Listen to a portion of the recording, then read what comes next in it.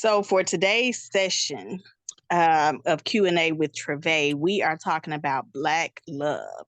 And I don't know if you all were able to catch Eric's segment, but it was amazing. And there may be a point where we, can allow him to share.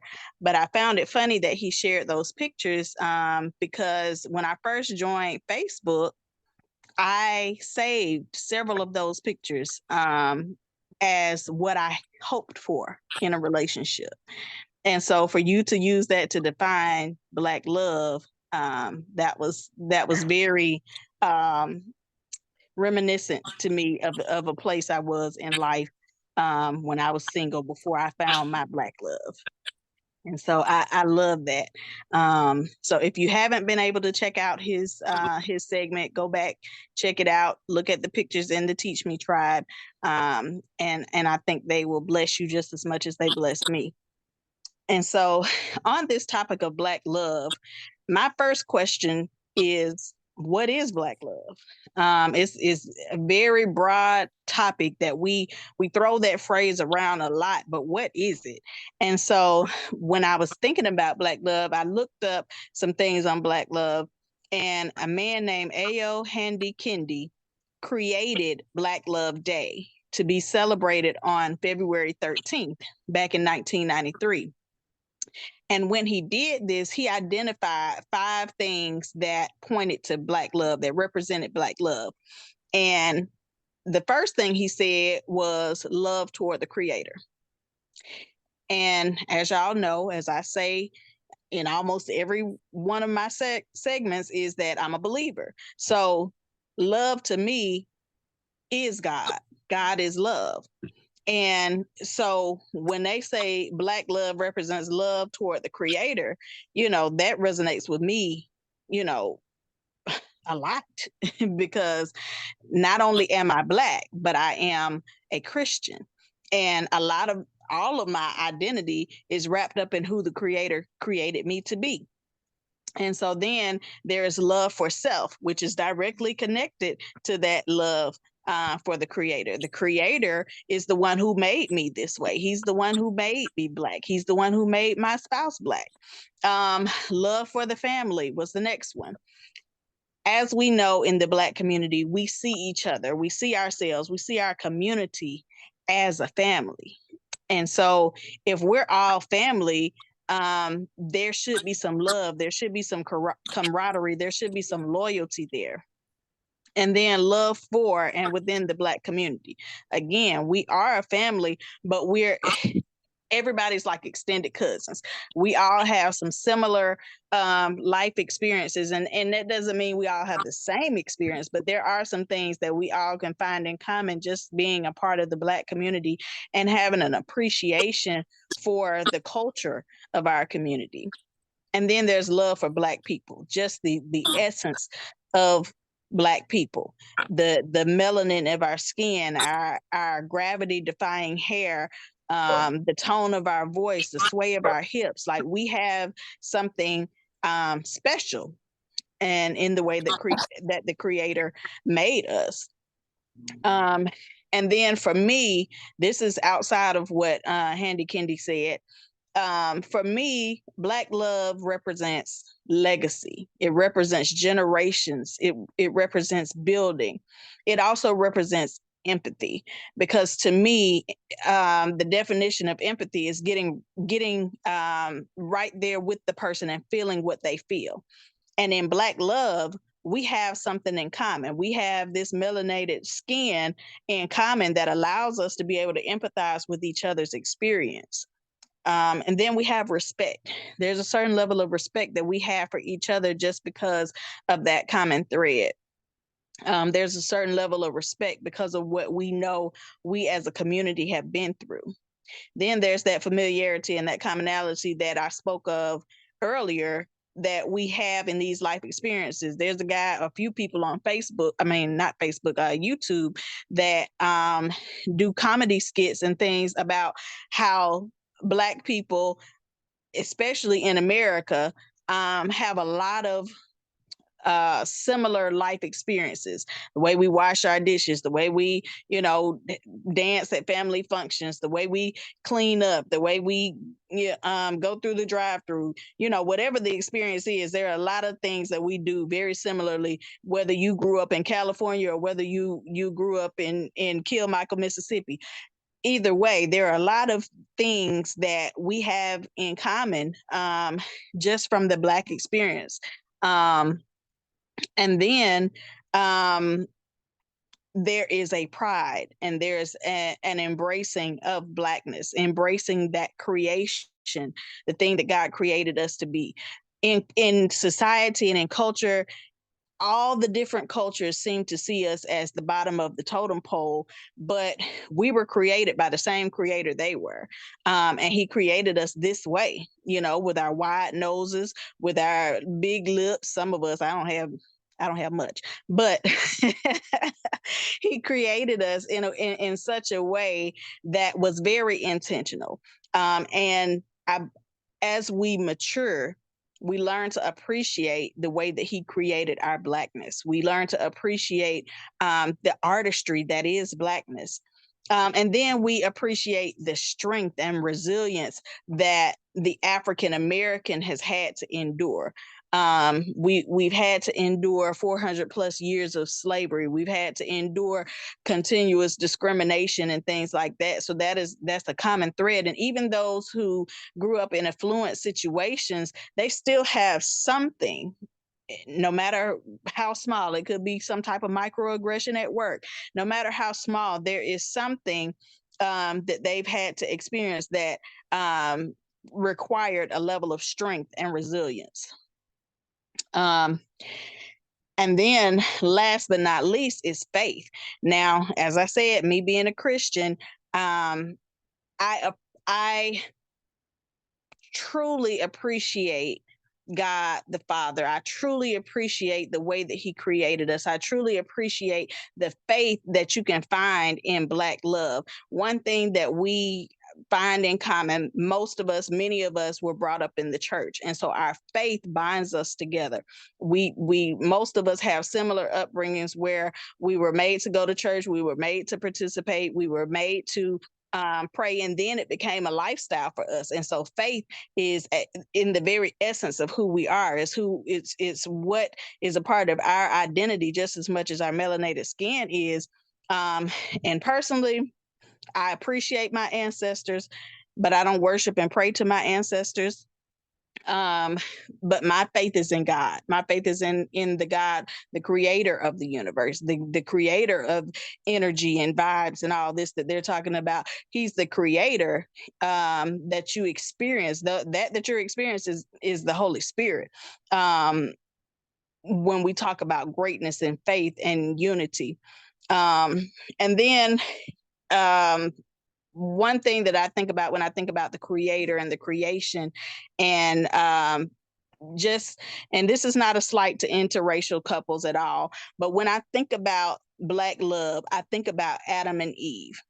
Eve was created from Adam, so she was the very essence of what he was. She had the very same elements in her that he had in him. Her DNA, her makeup was the exact same as his, because she was taken from his rib.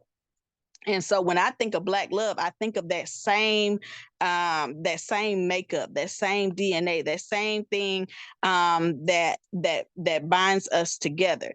And again, that's not a slight to interracial couples. There are interracial couples all throughout the Bible, and this is not to say there's anything wrong with interracial couples, but I believe that there is just another degree of connectedness that you find in Black couples, just because we have these similar life experiences. But then on the flip side of that, you have this positive general view. Black people in general have a positive view of Black love. But then on the flip side of that, you have these Black love myths. And some of the ones that I think of right offhand are that Black love doesn't really exist. Like you got a whole bunch of single mothers that, they've had children by these men, but they've left. And so it's a myth. It doesn't exist for them. And then you have another myth that all Black women are mouthy and unsubmissive, or that all Black men are deadbeats or cheaters.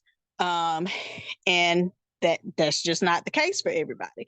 Then you have the ones that say that Black love is fake. Now, this is different than not existing.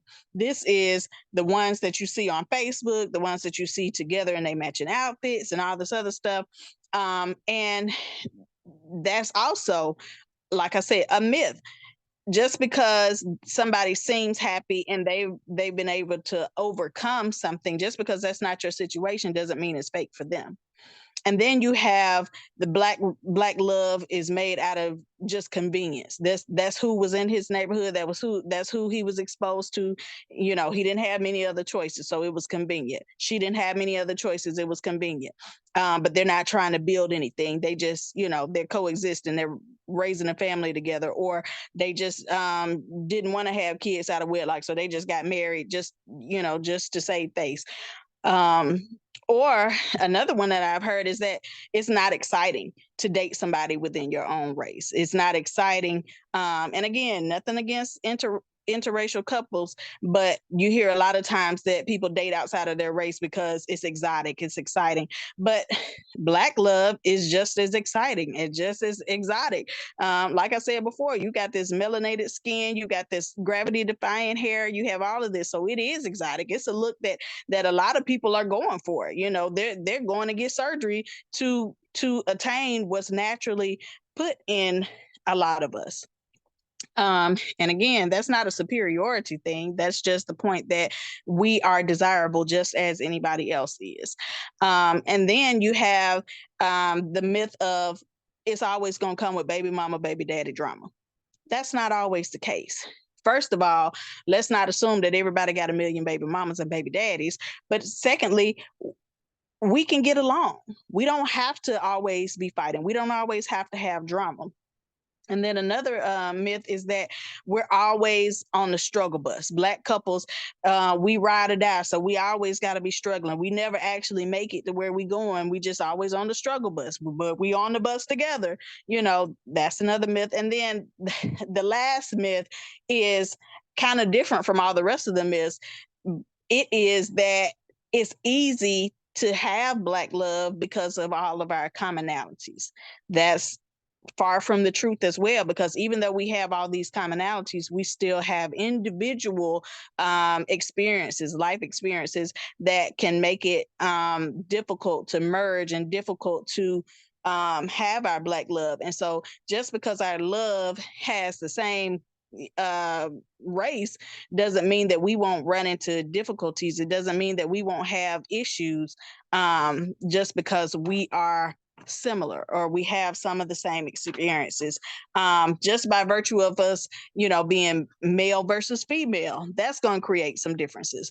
The fact that we grew up in two different households is enough to bring about some differences. And so I said this was going to be interactive, and I've been the one talking up until this point, but I wanted to know from you, in addition to some of the things that I listed, what is Black love to you? What is Black love not? Like, Black love for me is not hate for other races. I don't hate anybody else. I've been in an interracial relationship before, and it was a good one. It just didn't work out in the end, but that's not a slight to other races. It's not hate for other races. It's just an appreciation for the unions that the devil tried to tear apart, the unions that were attacked, some because of segregation, some because of well, not just segregation, but the disbanding of families when they were put on different plantations, when they were brought over here from Africa and things like that. And then the tension that was bred by the slave masters and things like that. and the lack of protection of Black women because Black men were, being used in other ways. So that situation came about circumstantially. But it again, it does not mean that we have hate for other races. It just means that we have learned to appreciate what we have now. We've learned to appreciate and recognize why we are the way that we are. So unmute, talk back to me, tell me what you feel like Black love is, and if anything that I said resonated with you. Man, everything you said resonated with me. I love it. Man, I mean, okay, I'm gonna answer your question because you get me hyped, so and I don't know how to calm down, so I'm gonna try to calm down. But when you was talking, I was thinking about, we are the only race where I can look at the Black woman and call her a queen. Mm-hmm. You know what I'm saying? And I mean, we are truly, the kings and the queens, and it's really not like, just because I want to call you. I mean, like literally, you are royalty. You know what I'm saying?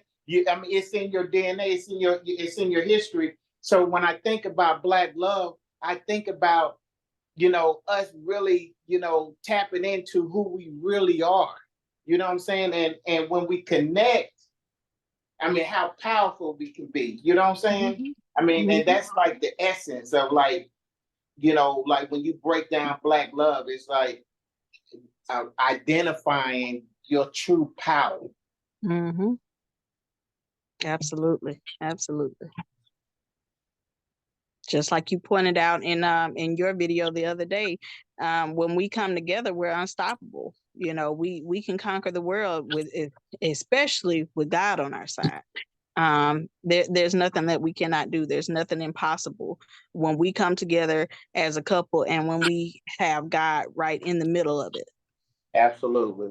I mean, and that, that's one of those things where we really have to, examine ourselves because, just like, we realized that there was I mean, we were talking about the spiritual struggles, just putting on the Black love show, mm-hmm. But really, when you think about it, we as a race have been fighting this spiritual battle for a long time, mm-hmm. And if we can connect and say, you know what, doing this Black love topic, God is trying to show some things, and I'm mm-hmm. accepting it that way because I don't do things just because I don't do just because. Mm-hmm. I grew out of just because. Everything that I do, it's got to be intentional. Mm-hmm. And so I believe that whenever I go before God's people, it's for a reason. You know what I'm saying? And mm-hmm. and I don't know if that reason is one person or a million people. I don't know, but all I know is that I want God to speak. I want to speak what you want me to speak. I want to say what you want me to say, and that struggle intensity is really like, you know what?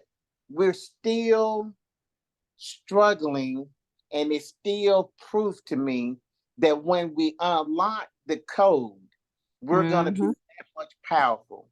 Exactly. So it's like so instead of being woe with me, we need to really get really excited about what's next to come, because mm-hmm. it's gonna get in. The code is being broke. You know what I'm saying? Right. We're breaking the code, and it's mm-hmm. just a matter of time. Just a matter of time. Absolutely. Absolutely. Anybody else want to share what you got out of that? Yeah, I'm really enjoying this conversation. When you were talking, I think what really stood out to me was, how we can really identify with one another because we are melanated, because especially as African Americans, well, shoot, any person of color, mm-hmm. if you're, you know, just like you said, not saying that we have anything against anyone else. And it's sad that we have to say that all the time, because that's just what's been ingrained in us, because we can't have, you know, that pride and that confidence within ourselves. But, you know, that's another subject. But what It's on really subject. but what really was what came to me was how we can, if we allowed ourselves to be completely vulnerable and transparent with the with each other, because we do have so many similarities and so many similar hurts and pains and joys, and to really have someone that you can go home to every day and to identify with that without even really, you could just say, you know, I dealt with, you could just say one phrase of something that you might have dealt with in a day, and that person knows exactly what it is that you're talking about, because they've been there and they've gone through it. They might not know exactly, you know, the feeling that you have to the extent of male and female, because those experiences are different. But overall, you know, us dealing in this body, in this African American body, it is the same, you know. And knowing that, you know, when that person sees me, I was talking to my boys the other day, and I can't remember where we were, but you know, us living on the side of town that we live on, you know, it's majority white. And so when you're in an environment that where you see someone else that's Black, it's like, oh, there, you know, there's someone, I'm pretty sure y'all know what I'm talking about. You know, this, it's almost like, It's hey, you family. know, Hey, how you doing? You know, so it's like one of those things where when you know, you're home. You know what I'm saying? You have that home feeling when when you're able to be with someone on the most intimate level that's just like you. Exactly. You know, you don't have to hide, you don't have to pretend, you know, you're just home. Yeah.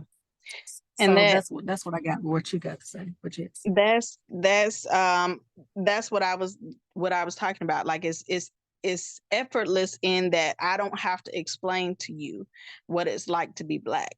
Now again, there are differences in, you know, our genders, what we may experience, but even still, just the fact that our skin is melanated, that Black love is strengthened just because we've had that same experience and we can relate to each other.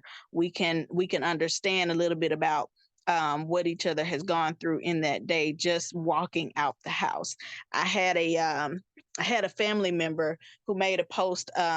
She's actually married to a Hispanic, but she was talking about how minorities in relationships can relate to each other because of the struggle. You know, even though her husband is Hispanic, he knows what it's like to be discriminated against. He knows what it's like to be criminalized, you know, and all of these things. And she made a comment about it. And our other cousin, who is a Caucasian woman married to our Black cousin, she was offended by it, but nothing was meant to be, it was not meant to make her feel bad about her interracial relationship. It was meant to say that he understands me, he gets me, I get him, because of the struggle that we both had to endure.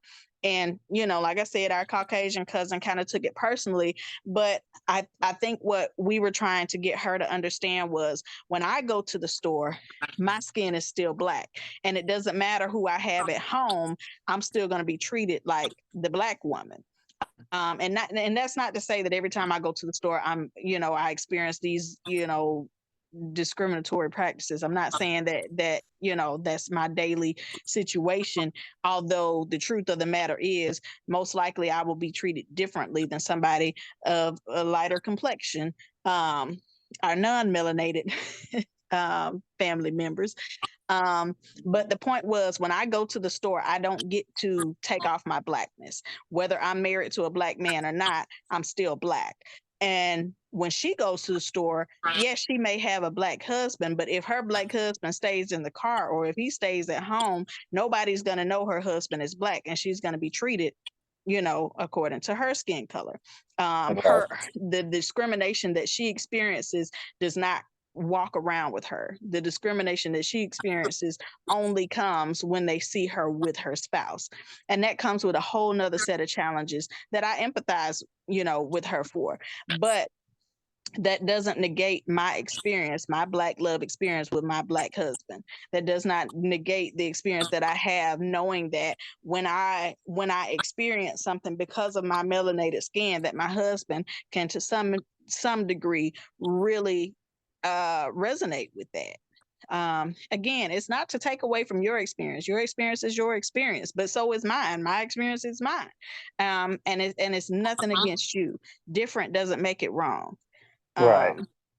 And so,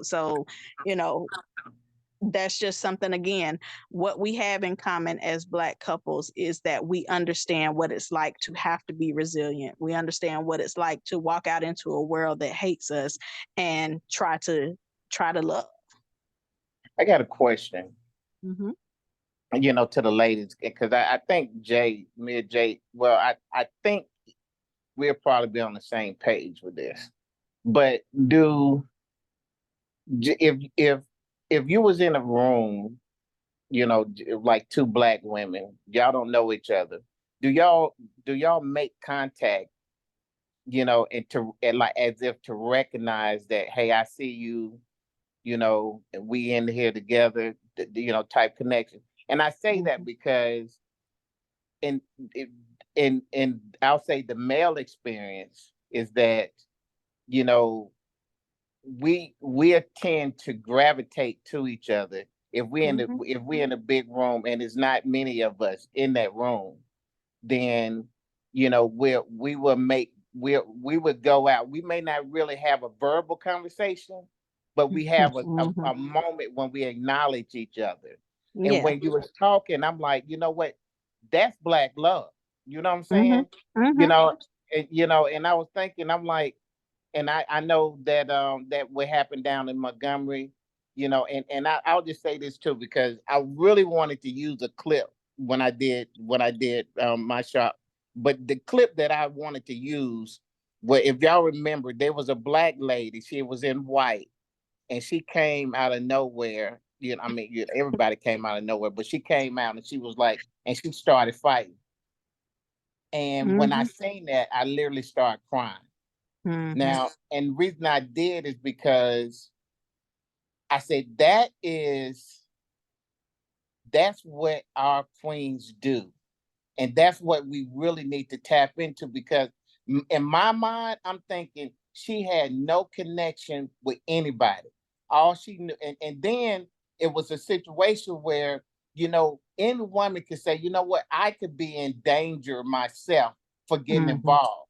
But she seen that, and where I'm like, a lot of men said, it was a lot of men fighting, but guess what, guys? It was still a lot of men sitting back watching.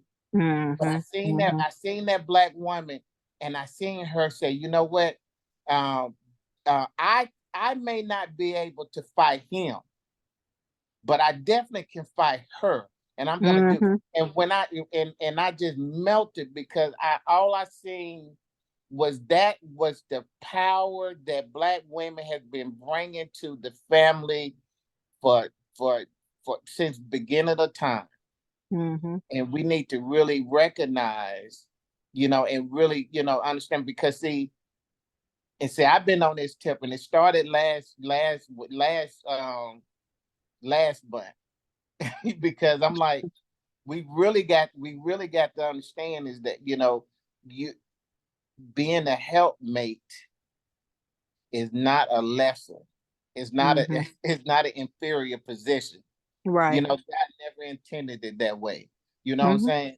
And this is where, and that's what I seen. That's what I seen. Oh man. And it's good that you bring that up, because a lot of people think that we're cheering on fighting and violence. We're not cheering on fighting and violence, and that brings back to the point where when we come in a room, we gravitate towards the people who look like us, because it's a protective factor.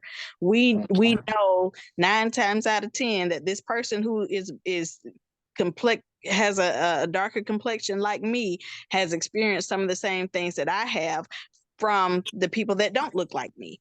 And again, this is not to say it's a us versus them. And this is not to say that all white people are bad. They're not. That's just the truth of the matter. They're not. Right. But we have experienced so much that we tend to gravitate towards each other as a protective factor. And so when this riverboat situation came up, we were already on guard. When we see a commotion and when we think about the police brutality that has taken place, and again, not all police are bad. We're not bashing white people, and neither are we bashing law enforcement. But what we are saying is, when we feel the need to protect each other, that's what we do. And I don't know if you all saw my post on Facebook where one of my Caucasian friends had asked, why didn't the Black people try to diffuse the situation? First of all, my reaction was, we shouldn't have to diffuse a situation that we didn't initiate. And so, Correct. we really were just fighting back. But even in that, when I watched the clip again, the first man to come to this attacked man's aid didn't come in swinging. He came in shielding. That's Yeah. what love does. Love shields.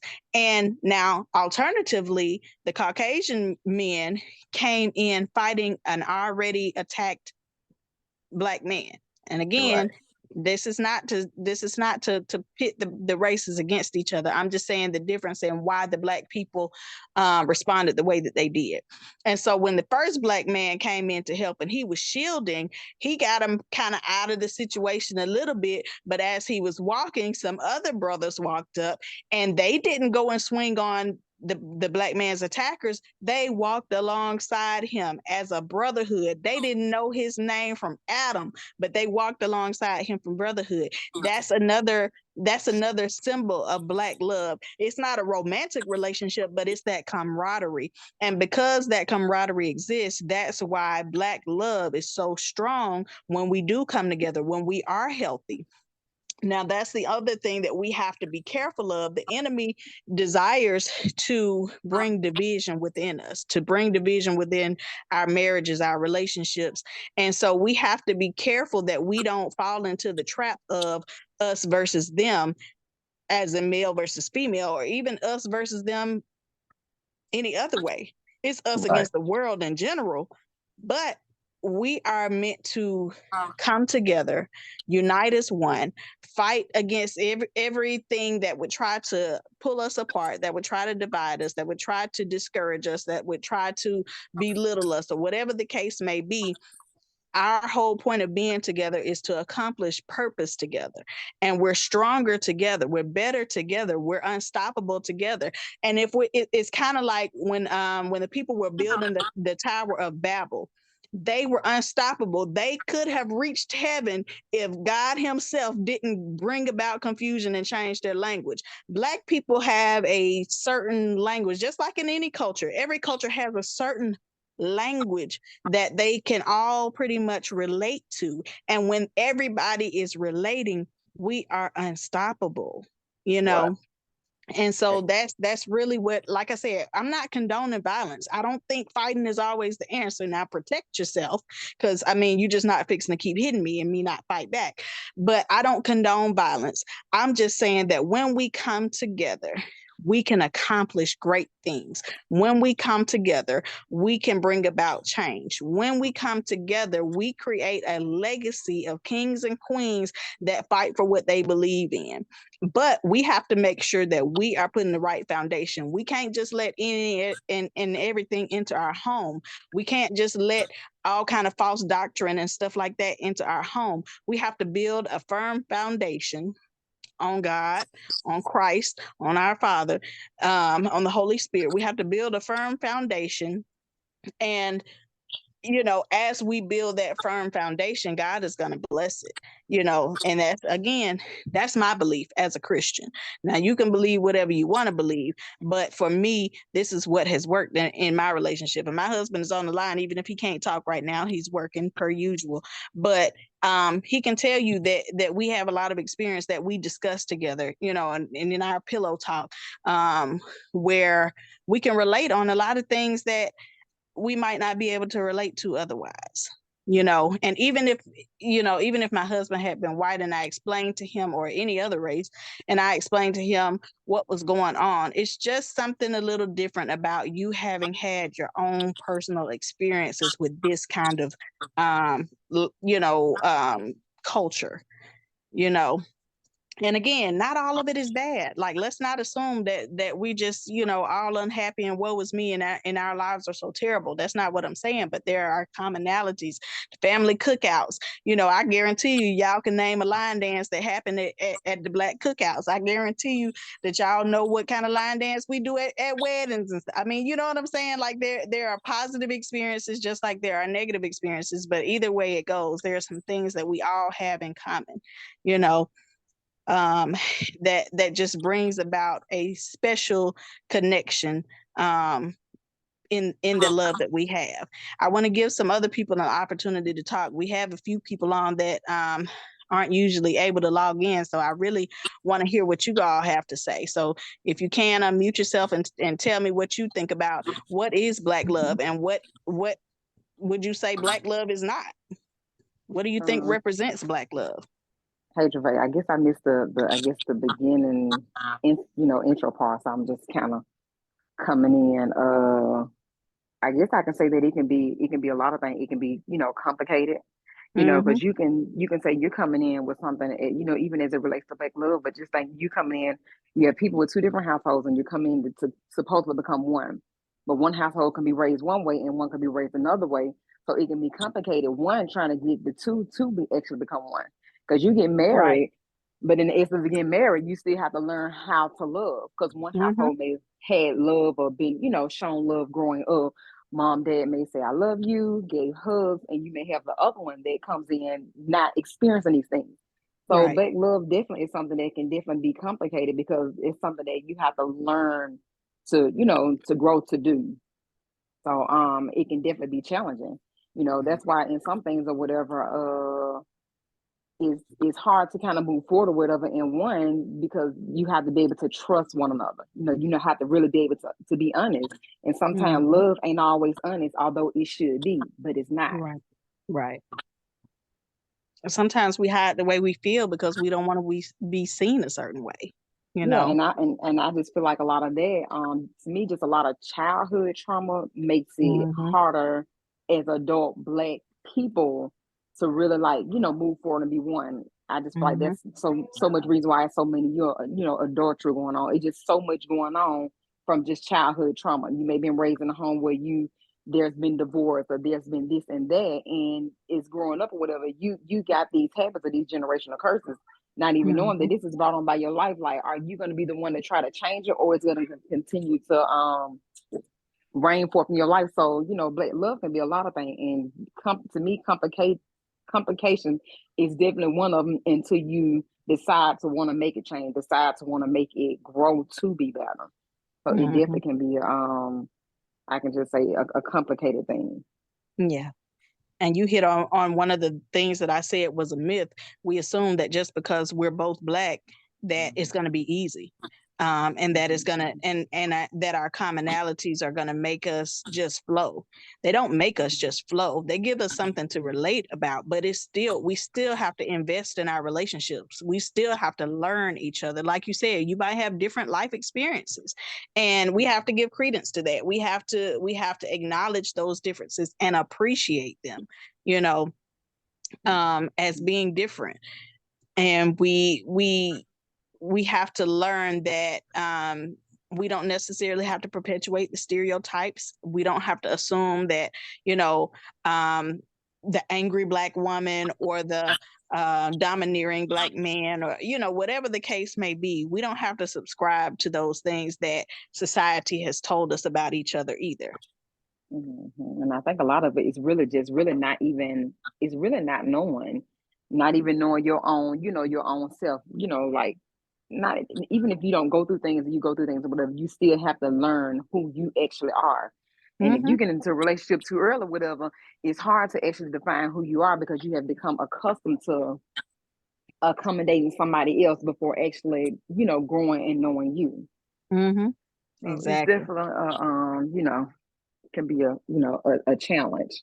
especially with Right. being in a relationship and trying to know you and, you know, be a help at the same time. Be a help me at the same time. Yeah. I know We're in a Eric, I see world you got your thing where out. everybody's trying to define who we are. Mm-hmm. And then even proving the point. That's another thing. It's always like it's always a point that has to be proved. And I feel like if you can just do, you know, do you or whatever, as to say not worry, but don't try to be like the Jones, just, you know, be yourself or whatever. If you can be your authentic self, then you can really bring about change. But if you too accustomed to trying to doing what somebody else do, then change can't really come in. It can't really step in like it needs to. Right. And that's what I mean. I always say this Excellent. all the time with Bridget. I'm like, either they're gonna convert you or you gonna convert them. It's one or the other. Mm-hmm. If two, you know, two come together and one got all these bad habits, it's one or the other. They either convert you or you convert them. It's like which side of the tracks are you gonna be on? Right. This is very true. We come with a lot of good qualities, but we also come with a lot of bad qualities, and it just depends on which ones you want to adopt. Mm-hmm. I think that's all I gotta say at the moment. Anybody else want to say something? Star, Jay, anybody?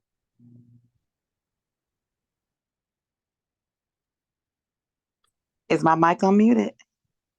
We can hear you now. Okay, I had to figure it out first. Hey, y'all. I came in on the tail end as well, but I believe Black love is strength, resilience. When it's done right and when it's healthy, I feel like there's nothing like Black love. I mean, we just come with so much culture and just so much perseverance that, again, when it's done right and when it's healthy, then Black love can be an amazing thing. Marriage is hard. Marriage takes work. And I think in our culture, we give up too soon. I think we give up too quick. I think nowadays society has changed. So much has changed.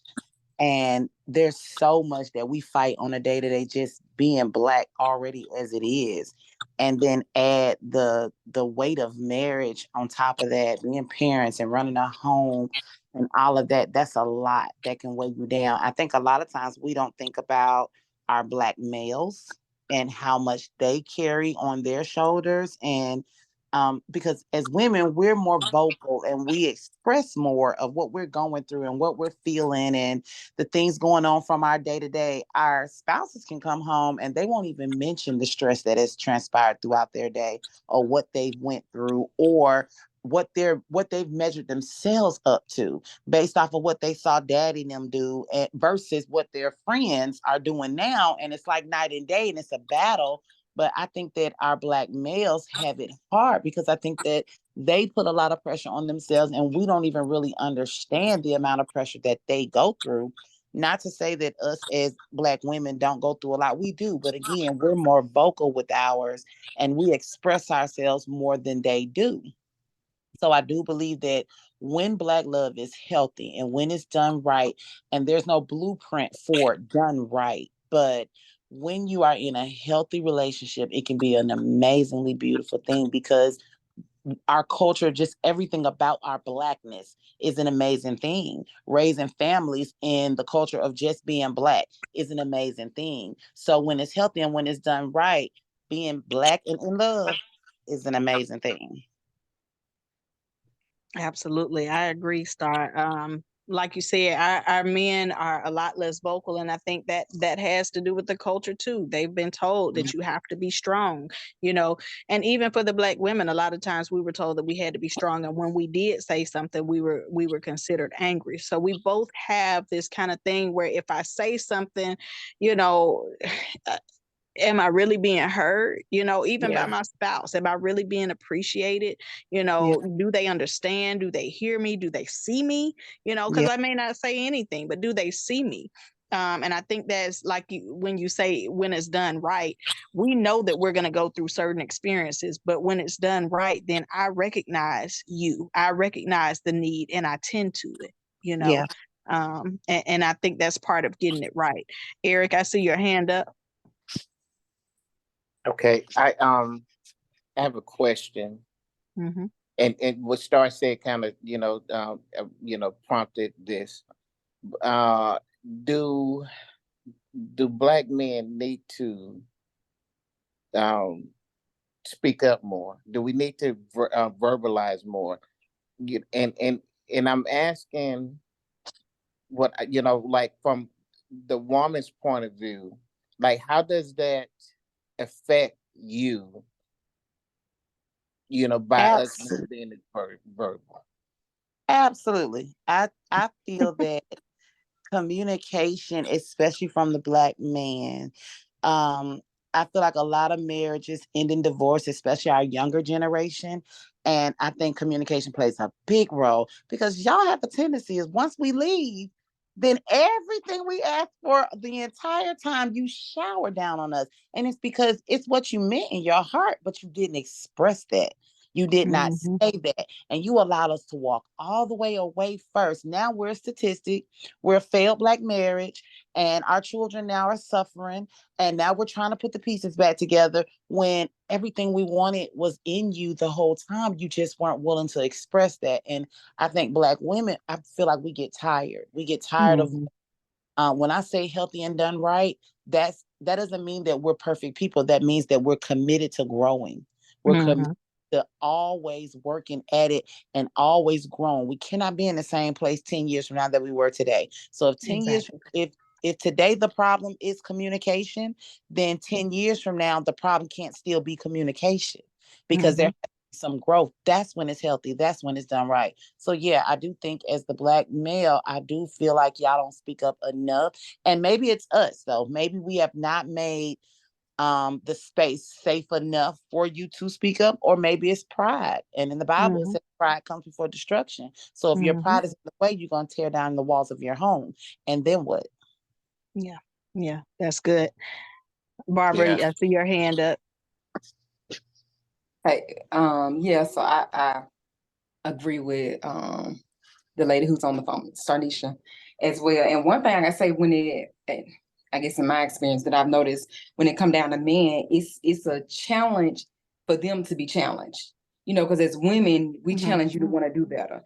We challenge you to want to grow. And when it come down to men, it's I want you to be better, but it's a resistance, to actually really grow in love to be better because it's I don't know, it's difficult. It's already difficult for a man, period. They don't tell you stuff, they try to keep this or whatever. But to me, true love is being honest and being open, but it's also being okay with being challenged to change. And I believe too that is a lot of reason why, there are more divorces because at some point, like we can't keep going through this. There's got to be some, some effort of change because if not, it's going to be a cycle that you want to break that generational curse. Like we young, we not going to be in our old age because that's what it's almost like they had to do back then. But now, Mm-hmm. we have options. You don't have to be stuck in a marriage for 80, 60 years and you're dying and you never experience love. It should not be like that. Mm-hmm. Exactly. Y'all made some excellent points. It's important for you to speak to us and tell us what you're going through because number one, we want to get down there in the trenches with you, if nothing else but to hold you. And I know that you all have this strong exterior, but even Superman has kryptonite. You know, everybody has something that can break them down, something that's their weakness. And as a Black wife, I want my husband to feel safe, like Star was saying, and to feel vulnerable enough to come to me and say, babe, this happened today and it just broke me down, or it made me feel this way or made me feel that way. And him feel safe enough to come to me and say that. And we pray together and we find solutions together for the situation, even if I'm the problem. You know what Yeah. I'm saying? Like sometimes it's me and I need to be a safe place for him to be able to say, hey babe, I didn't like the way you said that. Can we talk about, what you really meant versus what I heard? Whatever the case may be. we need to be able to communicate those things in a relationship in order to build and be strengthened. But we have been so accustomed to having our mouths closed, to being silenced, to being misunderstood by the outside world as well as by each other inside the home, within the community. And so it is, to answer your question, Eric, it is vitally important for you all to communicate with us what it is you want, what it is you need. Do you just want us to listen? Do you want us to help you find solutions? Like, what do you need from us? Because the thing is, yes, we have some related experiences, but we cannot read minds. And yes, we've been with you for a while, but we are all ever evolving creatures.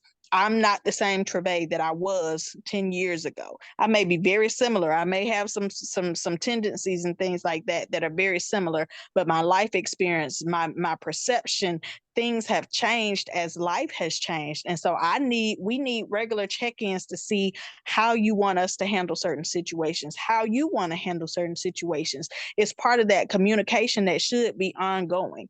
We should not be assuming so much that we get lost in what we think somebody needs, when all that needed to be done was that we had a conversation and that we comprehended and appreciated and made those changes that were voiced. If it's not voiced, then you can't expect me, you can't hold me to it, because all you're doing is assuming that I signed a contract that I didn't. I don't know what you need from me unless you tell me. Yeah, I totally agree. The older I get, the more I realize how important it is and how much is needed. And I tell you, even I mean, if I could have pushed back probably a year ago, and not understanding it, but the more I deal in and dive into relationships and the problems of it, I realize that that it's important. What I find is that it's the unknowing part that's disturbing to women. Am I right? Mm-hmm. It is. What is it that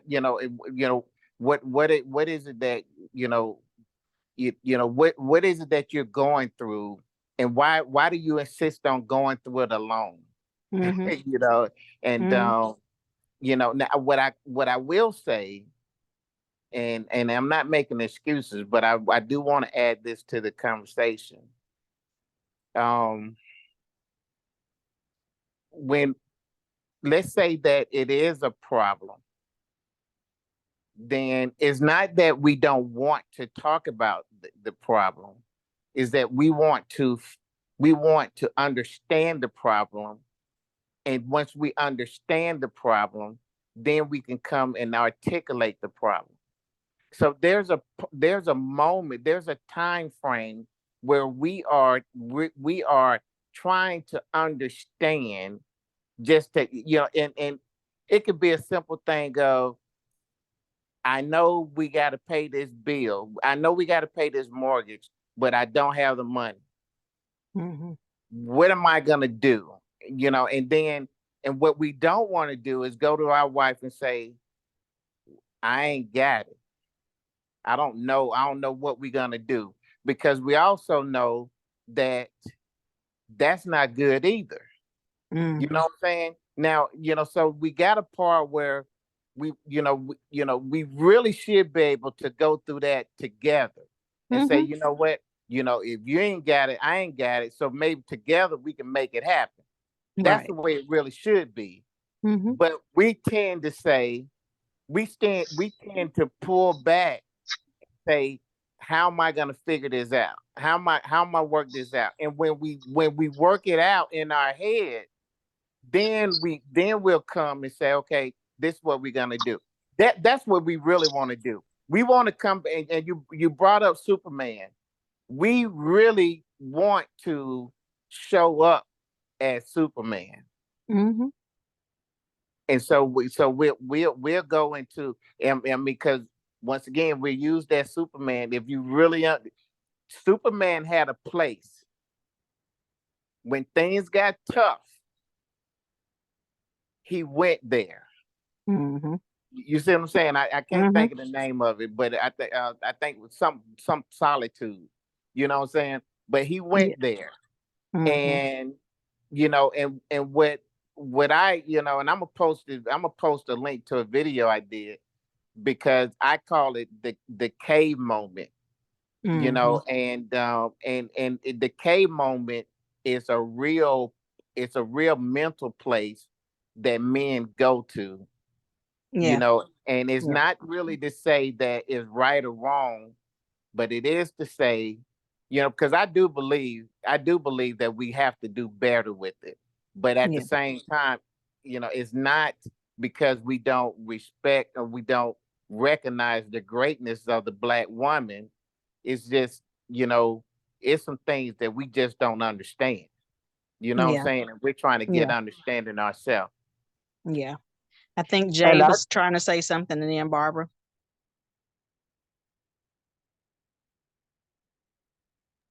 and sometimes it's because of, previous relationships.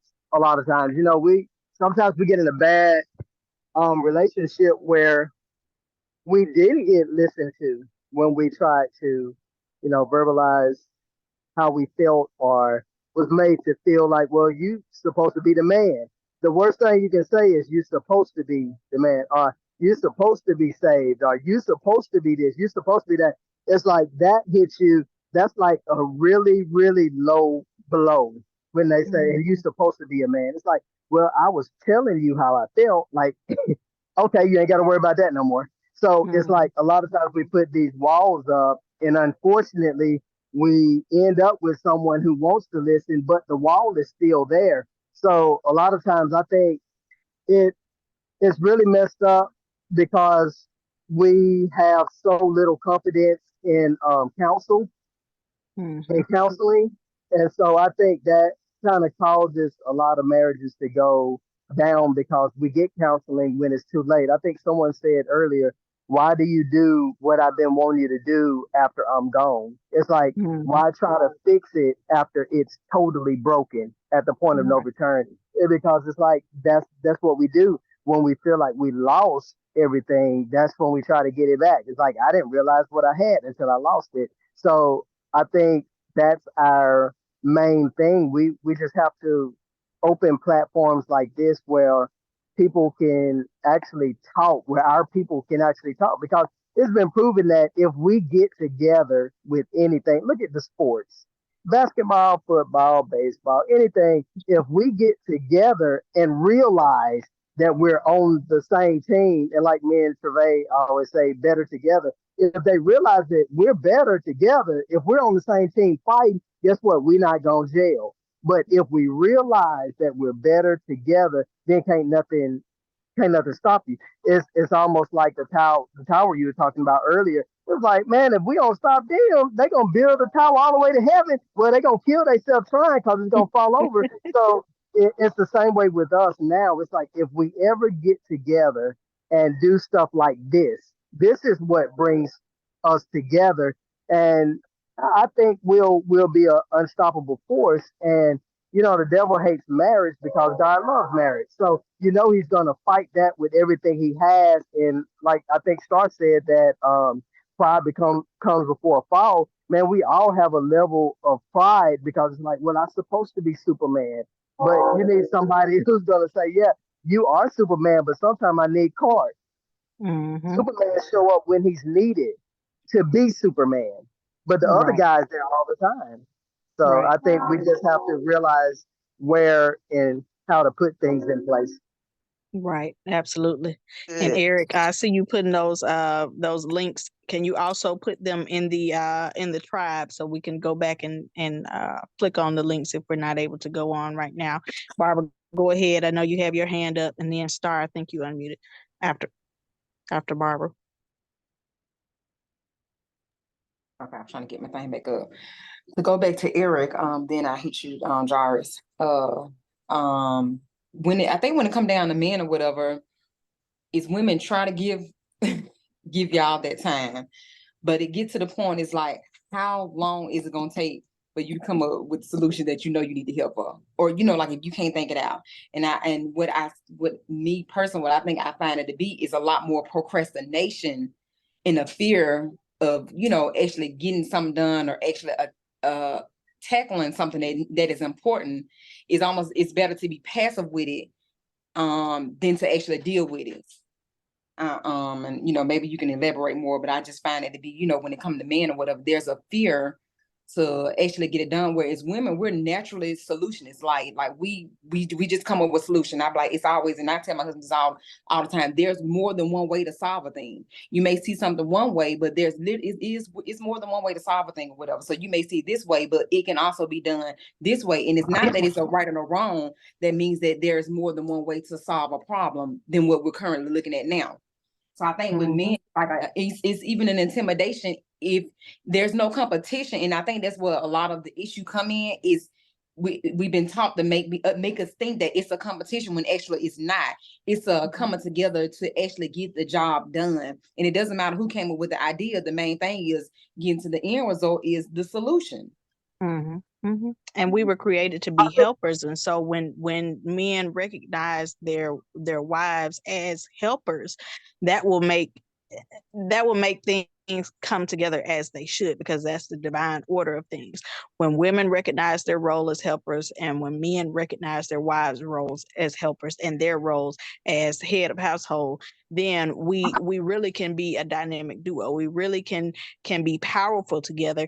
And like Eric was saying earlier, being in a helper role is not a demotion. It's not to say that there's anything wrong with you. It's not to say that you're weak. It's not to say anything. But there's anything that is two-headed is a monster, and order is necessary for a machine to flow, or for a relationship to flow. Order is required. So when we recognize the roles that God has already told us, he told us this, and we still buck up against it. But when we really embrace those things, and God himself calls himself a helper, which lets you know that it's not a power thing. It's just the fact that I will align with your vision, and I will help you to accomplish it. That's in essence what it is. And if the vision is we need to pay this bill, then that's what it is. But we have to be approachable enough for him to come to us, and they have to trust us when they do come to us. Especially like Jay said, if you're holding me to a standard because of the way your ex did, that's not going to work, because we're two different people. I think Star had her hand up, and then Jay, I saw you unmute. Star, go ahead. Okay, so now I really like Jay's comment about sometimes we need him to be Clark, because that is the truth. We do put a Superman title on them, and we do want Superman, but sometimes we just want Clark himself and not Superman. But my question for Jay was, he said, well, sometimes the walls are up and it's hard to tear the walls down because they don't feel comfortable. Well, let's just say the wall was built not from an ex. Let's just say the wall was built from something Travaé did that caused you to build up a wall. Does it ever come a time that you take that wall down? Does she have to live behind that wall forever because she made one mistake or something transpired that caused you to put a wall up? At what point in time do we grow, though, and trust comes in, and you're able to, because I'm still the one you're doing life with. So at what point in time does the wall come back down? Because just because I did something that made you uncomfortable, maybe I didn't know it made you uncomfortable. Maybe I didn't know it triggered something from your past. Maybe I didn't know that a wall was even being built. But now that it's there, how do we move forward and grow? When does it come back down if I'm still the person you choose to do life with? Well, I think what we do is we have to mature. And when I say mature, that doesn't mean get over it, because it's almost like telling somebody how long they have to grieve over something. It's like you can't really tell them how long. But I think when we come into the realization that, you know what, I have to extend grace just like I need it. So it's like if Travay did something crazy to me, it's like, well, you know what? I did something crazy too. So you know what? I need to get past it. But I think it's maturity, and we have to use wisdom, and we have to be grown. If we're gonna be grown, we're gonna do grown folk stuff. Let's just be grown. Some stuff we just have to. A guy came to our church and he preached. He said sometimes you gotta fire your feelings. Yeah, I'm aggravated and all this, but you know what? For the greater good, you know what? I need to go on and get over this. It's not my fault that you did this, but it's my responsibility to get past it and not let it control me and keep me behind this wall, because nobody benefits when I'm stuck behind a wall thinking I'm protected. And I like what Eric posted in the chat. He said, before sin corrupted the relationship between the sexes, God seems to regard women as necessary as men. The Hebrew phrase for suitable helper is Ezer Negdal. The word Negdal is most translated as suitable, which refers to an exactly corresponding counterpart. Literally, it refers to standing opposite to. So that's an excellent point, Eric. And Barbara, I see your hand up. I think too, Javaris, you can go for yours or Eric or whatever. I think when it comes down to women, there's also an appreciation when a man can initiate something. Because it's always the women is always, we always got a plan, we always got to do this, we always got to do that. But there comes an appreciation when you don't have to think, like, let me know truly what are your thoughts or whatever. Because truly to really be on one accord, we really need to be on one accord as how we think or how we see a thing or perceive a thing in general, or, you know, period, as it comes down to relationship, marriage, as it relates to, okay, this is how we're going to, you know, raise the kids, you know, all like really for a true Black love, all that plays a part, because it's not just the two. If kids are in play, now you got to worry about how do we portray love even to the children. So all of it makes a difference, because you may grew up in your household where children weren't disciplined. So, you know, love is knowing all those things. Okay, this is how we're going to raise the kids. This is how we're going to do this. This is how we're going to, you know, chastise them. You know, all of it plays a point, but there is a much appreciation for us to see the men initiate something without us having to say anything, or, you know, bring about their thoughts, and then we come and we collaborate together. Their strength in putting out what the vision is, what the purpose is, what the mission is, what are we working towards, what kind of adults do we want to raise, you know, what do we want to come from our union, you know, do we you know, just want to coexist, or what is it that we want to come about from this relationship, and how do we want to accomplish this, you know. So y'all are making some amazing points, and it goes back to Black love is more about unity and less about the exclusivity of Blackness. We're not saying we're not ousting anybody. We're just saying that we need to unite as a people, as couples. We need to unite in order for us to successfully move forward. And in order for us to unite, we have to communicate about our needs. We have to communicate about the things that we bring to the table and the things that we need on the table, you know. And so y'all listen, I'm getting so much out of this, in addition to to the things that God showed me. Y'all are helping me preach this message today. Eric, I see your hand up. Yes. You know, to the question of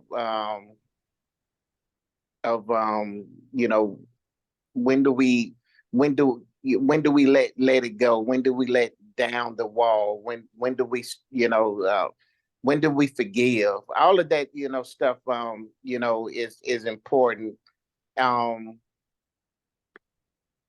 You know, and I like what Jay was talking about, you know, because it is an evolving, you know, to where, or a maturity that you have to deal with. And you know, it comes to a point where you really have to realize that, you know, you are in this together. You know, so when you start talking about the planning of things, you know, I started thinking back, and I used to say this. I used to say that, you know, what's the difference? You know, if you plan it, then I'm going to be there. I'm going to do it, you know. But this is what I realized. I realized that, you know, planning is the hard part. Mm-hmm. You know, I mean, Showing it's up easy is a little to easier. show up, you know, and so I think what, you know, what's really happening is I think women are saying, you know, once again, I'm doing all the work. You know what I'm saying? It's just, you know, so I'm doing the cooking, I'm doing the cleaning, I'm taking care of the kids. Now I got to plan a date night, you know, and but I also believe that these are the type things that you have to communicate. You have to communicate, you know, at some point, because, and I know we keep going back to communicating because that's so important, you know, and you know, this is the formula that I see.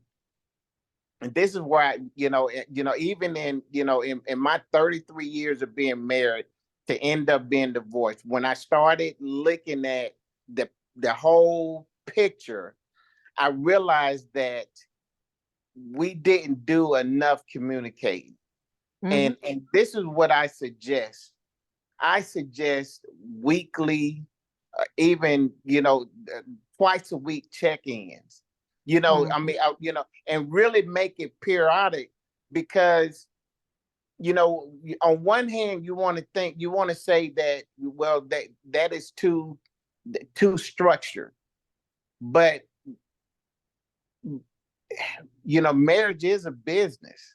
And you really have to operate your marriage like a business. So now, I'm not saying that it's cold and hard like a business, but what I'm saying is that there is business to marriage. There's some things that you really have to talk about, and when it goes to communicating, especially like to get that man out of his cave, then when you say, okay, hey, this is the time we set aside, to have conversations that affects the family, then it's easy for a man to come out of his cage, because this has already been predetermined that this is the time where we have these conversations. Because it's structured, because we understand the structure, we understand protocol, because it's in our DNA. What we don't understand is stuff that comes out of nowhere and just throws us off. Because somebody said, I don't know who said, I seen it somewhere, and they say a man can destroy a family by what he do, but a woman can destroy a family by what she say. And that really resonated to me, because I seen the truth in that. Now, I don't know why. Maybe one of y'all are smarter than me. Maybe you can explain to me why the woman's words are so powerful. But I'm gonna say it's connected somewhere, maybe to where what you received from your mother, something like. But I'm gonna let you go, Travaé, because I see you ready to roll with it. And look, I don't know about ready to roll. Y'all just listen. I told you I'm gleaning just as much from y'all, but a couple of things. But I'll address that question first. I think part of the reason that our words can tear you all down is because one of the things that men want most is respect. And respect is often shown in the way that we talk to you, the way that we, our tone of voice, the words that we say, things like that, our attitude towards you. And so to answer your question, I think just that need for respect as a man, we can build you up or we can tear you down. And the Bible talks about a wise woman building up her house. And so we have to recognize that our power as women is we come as either the wrecking crew or the construction crew. And so whatever we want to put our energy towards, then that's what it's going to be. Now in regards to communication in and of itself is great, but Black people, I have noticed, we good at talking. The problem is we need to make sure that we are comprehending what each other is saying, not what we think they said, but what they actually said. Just comprehending what somebody means by something. Like my husband and I, we have an amazing relationship, but some things he says mean something totally different to me. Some things I say mean something totally different to him. And it's not until we get that clarification that we like, oh, see, I thought you said, or I thought you meant, so we have to not only communicate, we have to comprehend what each other is saying. And if there is a lack of comprehension, then we have to go back and fix it. We can't just leave it in a land of confusion, because God is not the author of confusion. And if he's in our relationships, we should not be confused. Like if you are a Christian couple, it makes absolutely no sense for you to be confused about your relationship, because that means that you need to get some clarification in order to gain some comprehension, and to be sensitive to whatever it is either you're saying or they're saying. And then the other thing, when we were talking about the Superman situation, we've had to be superhuman to overcome some of the things that, and I like I said, just in the Black experience, we've had to be superhuman to overcome some of the things that were thrown in our faces. And sometimes, like some generations had it worse than our generation has. We have advanced in ways that I think we should be proud of. However, we still have a long way to go. And so even though we have some freedoms, we still have this situation where we just feel like we got to overcompensate. And sometimes we overcompensate in areas where it's not necessary. Like, sir, you don't have to overcompensate at home because this is supposed to be your safe place. But if I'm not making it your safe place because I'm holding you to an impossible standard, then we have a problem on that end too. And so we have to be careful of what our expectations of each other are. And when I think it was Barbara, well, actually, I think it was Barbara and Eric was saying that women have a need to feel like there's stability, like we're protected, and we don't want to have to plan everything. I told Jay, I came into the well, both of us came into the marriage with kids, but I came into the marriage as a single mother, and I was used to having to be the strong one, to be the one to make all the decisions, to be the one to provide, to be the one to do this and do that.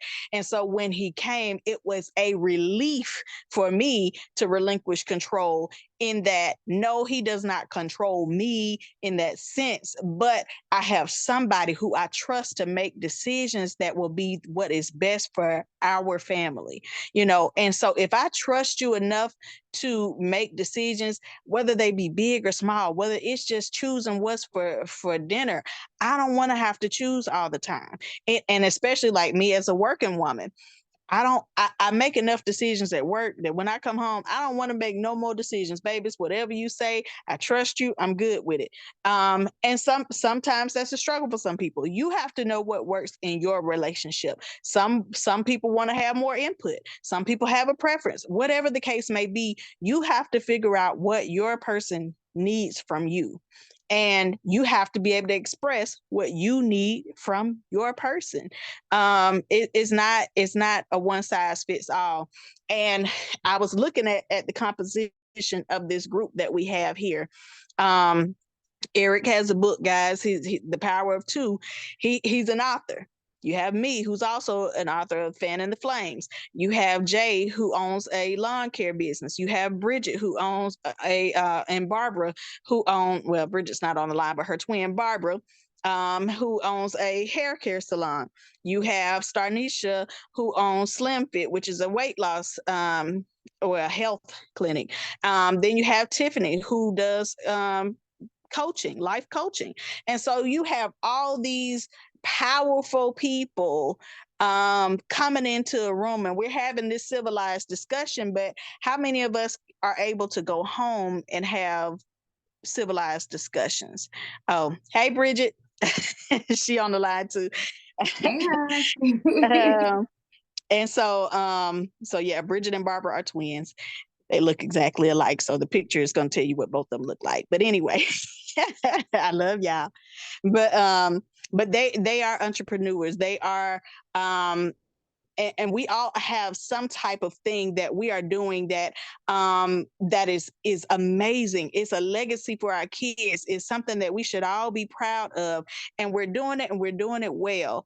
But once we lay down those titles of author, entrepreneur, coach, all these things, can we then come home and have this place of reprieve, this place of peace, this place where we can strip off all this other stuff and be vulnerable with our significant other, those of us who have a significant other? And even if you're just in a dating relationship, or even if you're not in a dating relationship, but you're planning for your future, like, do you know how to shed the titles and just be?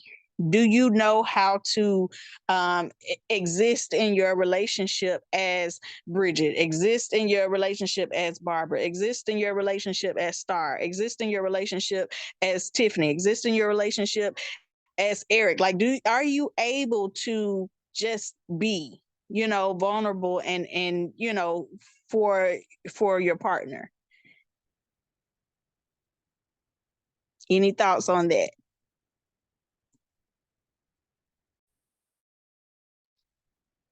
Can you repeat the tail end? I think I missed it.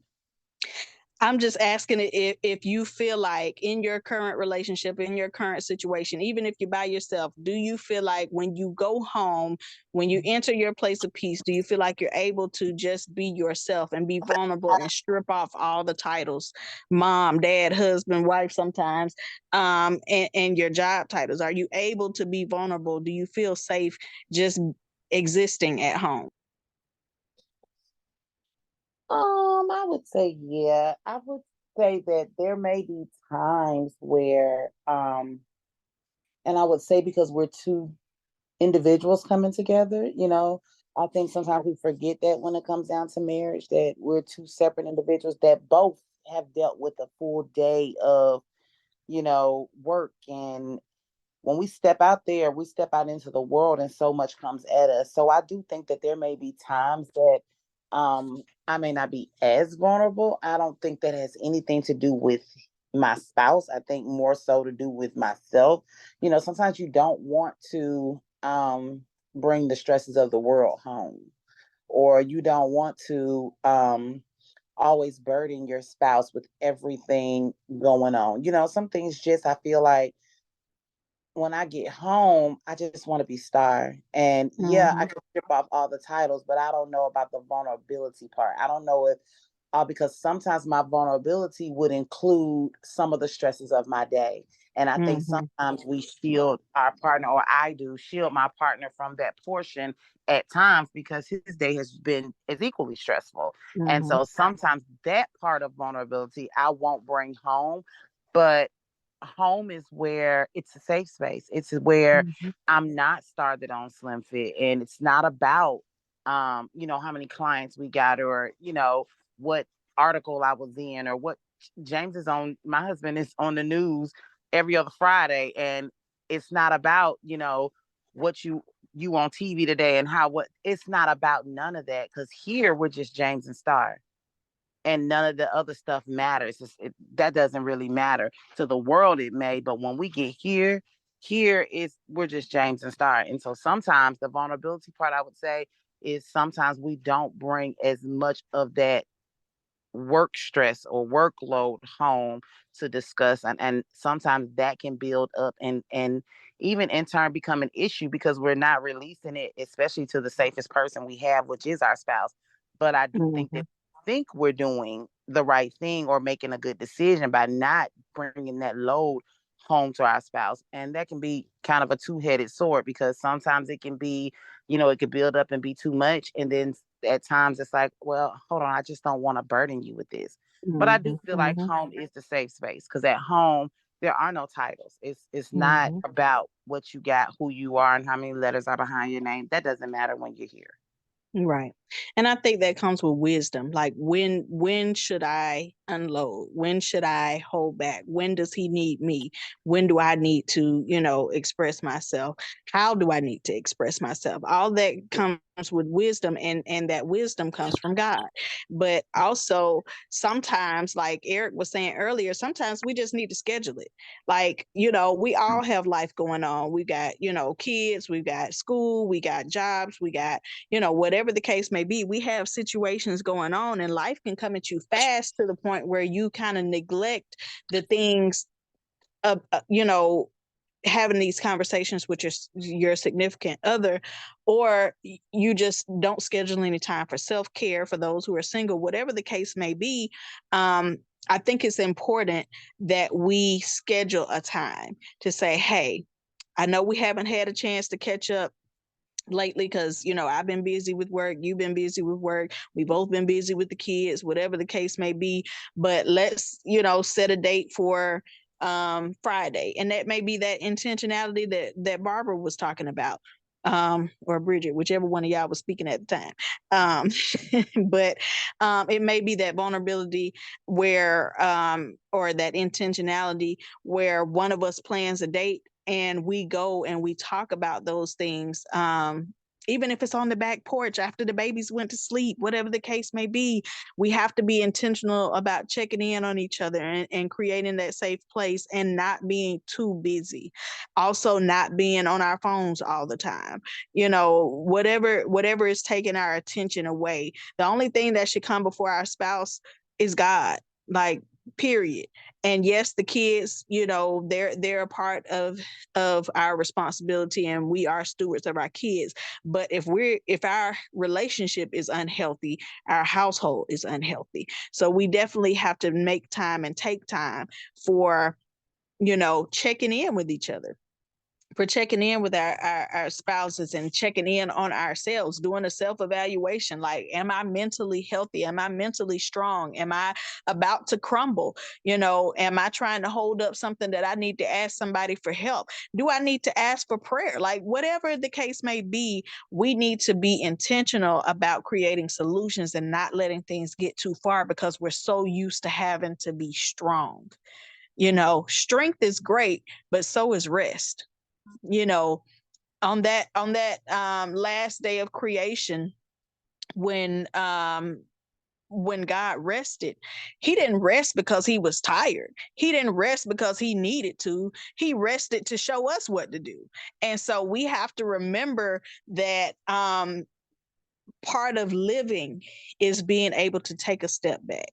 And that's even in those relationships. Sometimes we just need to take a step back. We need to breathe. We need to, get it all out. Don't let it turn into a pressure in a pipe and just burst.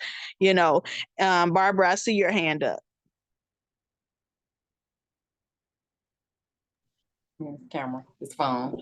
Yes, I was just saying, in agreement with that or whatever. As women, like, we are always, how they say the man, is supposed to be, is the strong one and all that. But to me, in actuality, the women, we are, and I ain't gonna say made, but it's almost like that we've seen that we have the stuff that are dear to our heart and stuff that we really need to get off our chest or whatever, that we have to almost be in silence. But you just got to be strong about it. You've been defended, and you've been, you're feeling some type of way, but we're made to, or it's leading to you feeling, you're just feeling some type of way about, a situation, which, and to me or whatever, it makes you begin to have to lose respect for the other partner. And even, the man can kind of, even come on that or whatever. Like, how do you even gain back that? What is your thoughts as far as that or whatever, which when a woman loses respect for a male, whether they, wrong them, adultery, just anything, just, the way they talk and all that, how do you rebuild something that you have torn? Mm-hmm. And that kind of sounds like what Star was talking about earlier, when she mentioned that sometimes it's us. Sometimes we're the one that made the offense. We're the ones that messed up. How do you come back from that? And what Jay said was that you have to you have to forgive. You have to be mature enough to look beyond the faults and to try to find a solution, and to remember that you yourself have made mistakes. And Jay, if you want to, elaborate on that further, you can. But I think when we say for better or for worse in our vows, a lot of times we really only mean for better. And so when worse comes, we're not prepared, or when worse comes, it's worse than what we thought it was going to be, or it's happening more frequent than we thought it would. And it takes the power of God to really maintain a successful relationship, because the devil comes at relationships and marriages, especially Christian marriages, to tear them apart. His whole goal is to destroy. And so if we let those things fester, then they become a cancer. And that cancer can really take over our whole bodies if we let it. But it's going to take some type of intervention. It's going to take some type of humility. It's going to take some type of forgiveness. It's going to take some type of patience. It's going to take all of that. And like Jay was saying, we had decided, when we were going through a rough patch, we decided that we were better together, and we held fast to that, just that one statement. When it looked like this don't even make sense, we held fast to the fact that we knew that God put us together and he intended for us to stay together. And so we held on to that, and that's what got us through our rough times. Because I've done things to him, he's done things to me. We have learned how to forgive each other and how to work through problems, because our problems don't just stop just because we had that one problem when we got over it. We have to continually forgive each other. We have to continually extend grace to each other. We have to continue to learn from the mistakes that we've made. Go ahead, Jay.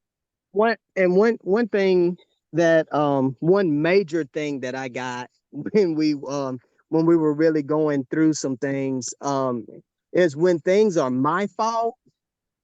Shoot, I just gotta, I gotta be. If you the man, be the man. If you say you the woman and you strong, be the woman. Okay, absorb the blows. If it's your fault, sometimes you're going to have to hear it when you don't want to hear it. And you're not going to be able to go off just because you hear it. If it was your fault, okay, it was your fault. If you blew some money, okay, you blew some money. So when you hear it, don't go off, because you got to absorb the blows, because they're going to come. And I think, like Travaé was saying a little while ago, it comes with maturity. You gotta realize that, okay, we're on the same team, and if we're better together, that means I got to give you the best version of me, and you got to give me the best version of you. Because if we're on a winning team, we got to fight this thing together. And when Star was saying about I think she was talking about how we don't really say how our day's been and if we've been going through stuff, because we don't want to burden our spouse. But I think it's a time for everything, because like with me and Travaé, sometimes I want to vent to her. It's like sometimes I want to vent to the person that care about me the most in this whole world. It's like, okay, I know you have my best interest at heart. I mean, but that's not for everybody, because in a perfect world, everybody would have that situation going on. But, real life says that sometimes you don't have that going on. But as for us, you know, sometimes I just want to tell her that this day was terrible. And I want her to say, well, babe, you home now. So give me a hug. I mean, it's certain things that it's certain things that your wife and your husband is equipped to do for you that can't nobody else do. It's like she's anointed to be who she is in my life. So why would I deprive her from being able to speak life into my situation just because I don't want her to feel a certain type of way? So if I'm going to bring out the best in her and she's going to bring out the best of me, how can we do that if we not even communicating well? Mm-hmm. And And then that goes, another thing that Star and I had a conversation a while back, and we were talking about forgiving and how there were offenses on either side, husband to wife, wife to husband.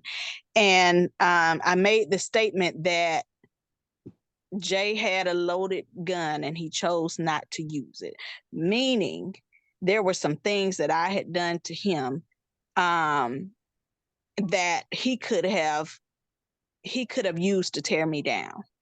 He could have used against me, but he chose not to use the loaded gun against me. And that made me love him all the more. And vice versa. I had a loaded gun and I chose not to use it. We have to choose not to make our significant other our enemy. We have to choose to be on the same team. We cannot self-sabotage, because self-sabotage means that I am damaging myself. I am sabotaging myself. And as Christians, we believe that when we become one, when we become husband and wife, we become one. So that is self. So if I harm myself, that's self-sabotage. So we both had loaded guns and neither one of us chose to use it on each other. Neither did we use it on ourselves. And so we have to make that conscious decision that even though I have the ammunition, even though I have a loaded gun, I'm not going to use it to cause harm. If anything, I'm going to turn it on the devil and I'm going to give him the business, because you're not coming for me and mine. Period and point blank. We got to learn how to fight and fight the right enemy.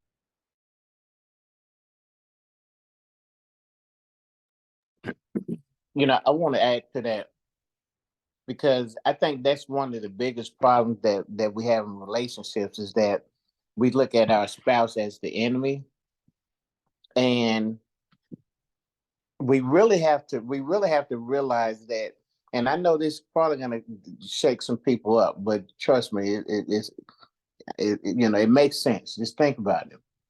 One, we understand that the devil is going to be the adversary, but we also have to consider the fact that some things God is doing to perfect us, and it comes as if it's an attack. So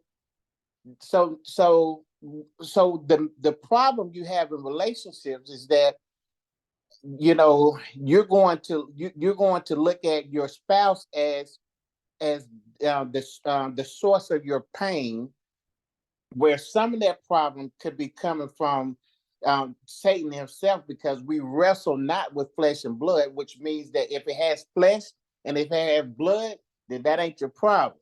Okay, it's a spiritual thing. But then the other side to it is, there's literally a place where God is saying, "Listen, I'm trying to bring some things through you and bring some things to you. I'm trying to grow you, so I'm gonna have to prune you. I'm gonna take you through a process where I'm gonna have to cut back some things from you in order for you to bear much fruit." We don't like that process.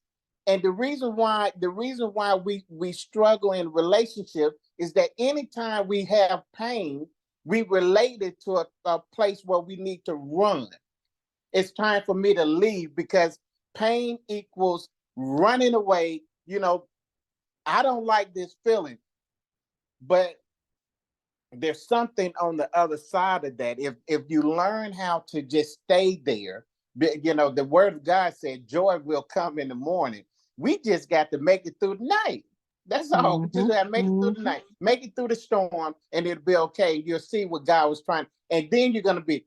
That's why I went through all of that. He was preparing me, but we don't get there because we see the pain and we've been taught. And that's why in my next book, I'm talking about dating and the process of dating, because I see it, when it started developing when you're 14, 15, 16 years old and you're starting to date, and then you start relating.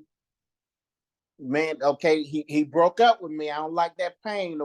And then all of a sudden, those traits, those characteristics that brought you pain when you was a teenager, you never healed from them. And now all of a sudden you're married, and those same pains start coming, and you're gonna start reacting to them the same way. because you never dealt with it. You always related to pain as a problem, but pain can also be the process of your promotion if you allow it to be. Pain is an indicator. Pain is your mirror. It shows you what needs to be worked on. And as you were talking about that process, Eric, I was thinking about being refined. God refines us. And so with that, we will conclude our discussion. Y'all have been amazing. I have loved every minute of it. I've enjoyed all the input that you all have shared. This has been just an awesome discussion on Black love and the unity that can come from it, the strength that can come from it when we come together, and we come together in a way that is holy, in a way that brings about communication and comprehension, in a way that leaves legacy, in a way that is a safe place that encourages empathy and respect, utilizing our Blackness, our beauty, our resilience, our commonalities. And so I just appreciate all of you for joining in on this discussion. Like I said, we've got a lot of amazing people in this discussion, and we're doing some great things. And I pray that in whatever situation you're in, that God would abide therein, that he would, make himself and his presence known in your relationships, in your singleness, in whatever season it is that you're in. I just pray his blessings over you right now. And I pray that this session is a blessing to those who listen to the replay. So we will be posting this on YouTube online. Thank you all for joining. We will be here again next month, but as I said before, we typically meet on third Mondays. So log in on third Monday, same link. We hope to see you again. Thank you again for all of your valuable input. I love you all. Have a blessed night.